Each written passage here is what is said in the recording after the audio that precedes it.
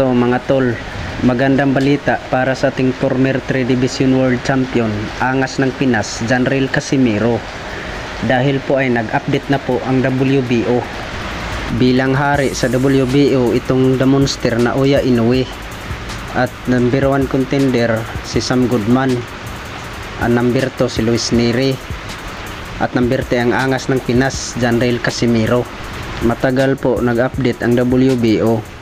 Sigurado yan mga tol pag matapos ang laban ni Janril Casimiro versus Ugoni ngayong buwan na October. At update naman mga tol sa WBC ranking. Bilang hari sa WBC ranking itong si The Monster na Oya Inoue at number 1 contender si Luis Neri. At sa IBF ranking mga tol sa Super Bantam ay bilang hari ang ating pambato na si Marlon Tapales at number 1 contender si Sam Goodman mga tol. Hintayin na lang natin ang laban sa ating angas ng Pinas, Janril Casimiro, ngayong buwan ng October.